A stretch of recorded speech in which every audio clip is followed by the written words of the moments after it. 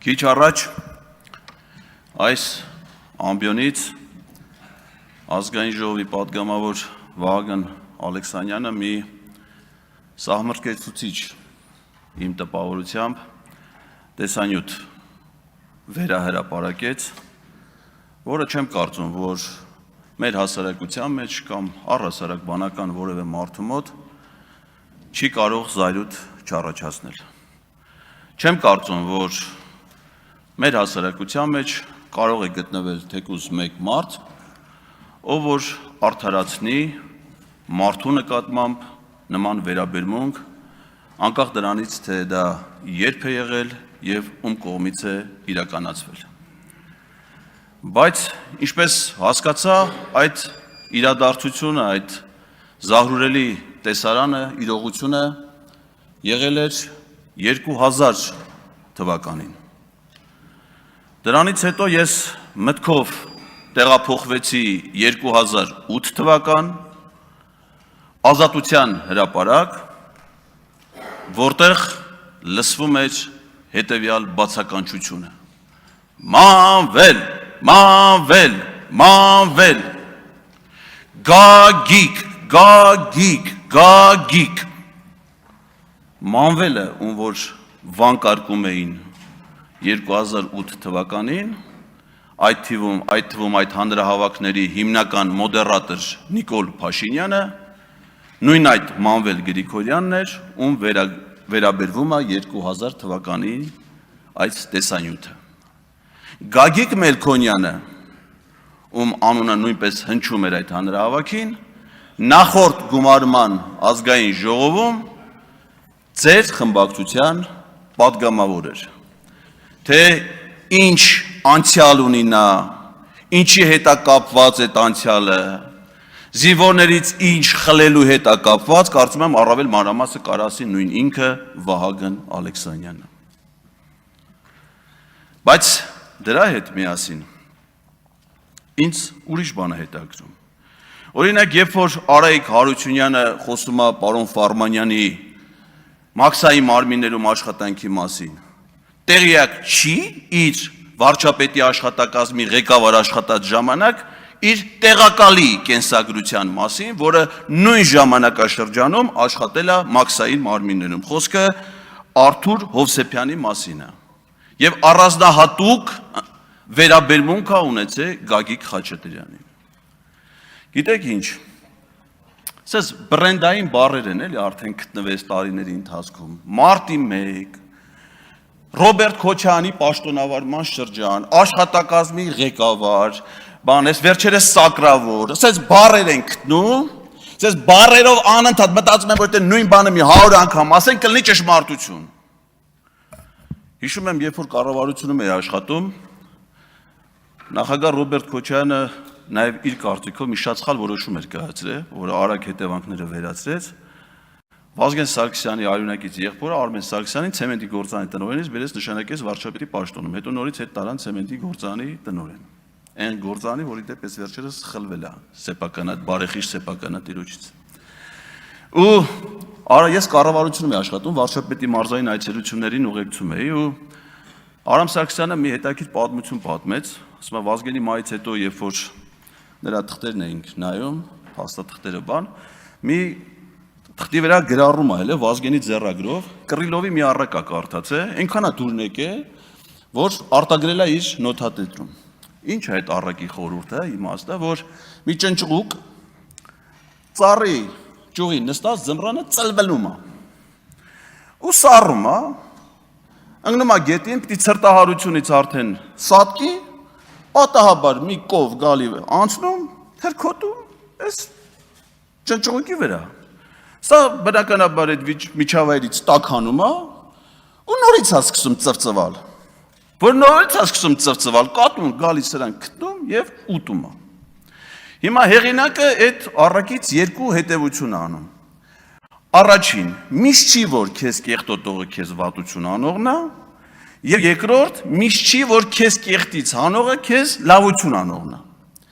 Բայց Վազգեն Սարգսյանը իրեն բնորոշ նաեւ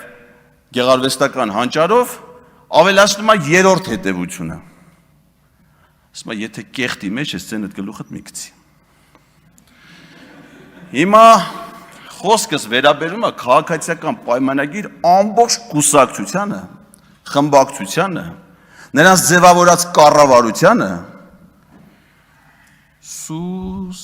նստեք տեղներդ։ Դուք են քաղաքական ուժը չեք, որ կարողանաք որևէ մեկի անունը տաք։ Ռոբերտ Քոչարյանի պաշտոնավարման ժամանակաշրջան, աշխատակազմի ղեկավար, կոռուպցիա, այս համադրությունը հələ մի հատ բերեք տեսնենք, թե ում կերպարում է մարմնավորված։ Մինչև երկուշաբթի օրը դուք բոլորդ առաջնորդվում եք Նիկոլ Փաշինյանի ցուցումներով, հորդորներով, SMS-ներով, որին խորհուրդ էր տալիս Արտաշես Թումանյան, որ եղել է Ռոբերտ Քոչարյանի աշխատակազմի ղեկավարը։ Եվ ոչ միայն, նաև Դաշնակցության համամասնական ցուցակի 11-րդ համարի թեկնածուն, էդ էլ 004-ը, ագենտ 004, որի գույքի եկամուտների հարստության ցանկը թվարկելու համար մեզ մի նստաշրջան կարող է չբավարարի։ Ու դուք Արտաշես Թումանյանի խորհուրդներով եկել եք մարդ եք գտնում, որին կարող քննադատեք, այտենց մարդ դուք չեք կարող գտնեք, այտենց երևույթ դուք չեք կարող գտնեք, որը քննադատելու իրավունք կարող է ունենաք։ Դուք իմացեք, որ այսուհետ այս դահլիճում նստած է լինելու Էդգար Ղազարյան անունով ինստիտուցիոնալ հիշողություն, որը իթիվս Գևորգ Սաղոյանի բազմաթիվ կենսագրական դրվագների գիտի նաև Պետրոս Ղազարյանի հետ Իսպանիայում նրա ֆուտբոլային հանդիպումների այցելությունները։ Էլ չեմ ասում մնացած կապերի մասին։ Դուք այն իշխանությունը չեք, որ այդ մասին խոսելու հնարավորություն ունեք։ Դուք այն իշխանությունն եք, որը գաղտնի եք պահում մեր ժողովրդից պետական բյուջեի կատարման ծախսերը։ Դրա համար իհարկե կարող է նաև դեմ լինեք, որ ընդդիմադիր ներկայացուցիչները ղեկավարեն բյուջետային հանձնաժողովները եւ ազգային ժողովի ֆունկցիոնալ հսկողություն իրականացնեն կառավարության նկատմամբ։ Այստեղ ձեր խմբակցության ղեկավարը կառավարական ամառանոցների նախկին հաշվապահն է, ով նաև եղել է հայկական ժամանակ օրաթերթի հաշվապահը, որին երբ որ լրագրողները հարցում էին անում, ասում էին, թե ինչքան գումար է ծախսվում կառավարական ամառանոցի պահպանման վրա եւ ինչ նպատակով այդ գումարները ծախսվում, պատասխան էր գալի. պետական գաղտնիք։ Ես չեմ հասկանում, թե ինչի պիտի գաղտնիք լինի հանրային միջոցը հանրային ծառայողի վրա ծախսելու համար։ Եթե գաղտնիք չի, դու հաշվապահն ասի։ Արդյոք ճիշտ է այդ տեղեկությունը, որ դեռ 24 թվականի բյուջե, այս իհարկե կբերենք 27 թվականի բյուջե, մենք ինքներս դա կպարզենք, օրական քանի միլիոն դրամ է ծախսվում Նիկոլ Փաշինյանի եւ մի քանի այլ ընտանիքների կեցությունը ապահովելու համար։ Ընդ որում ոչ միայն այդ ընտանիքների, այլ ես դες ուզում եմ հիշեցնել, որ այդ կառավարական ամառանոցի բնակիչներ են նաև Քայլոն, նույն ինքը Չալոն, Արջուկը, Ամպիկը, Մոլին եւ Բոնբորը։ Թվարկածս վերջին պերսոնաժները շներ են, որոնք Նիկոլ Փաշինյանը տարբեր ժամանակներում նվեր է ստացել Վրաստանի վարչապետից, Արագածոտնի մարզից եւ տարբեր տեղերից։ Մենք կիմանանք, թե ինչքան է մեր պետությունը ծախսում այս ամենի վրա։ Եվ կիմանանք, եթե հանձնաժողովի նախագահ ընտրենք պարոն Ֆարմանյանին, որը բացառիկ գործիչ է, երիտասարդ հասակում պատասխանատու վերաբերմունք ցուցաբերով ցանկացած առաքելության նկատմամբ, որն իրեն վստահվել է,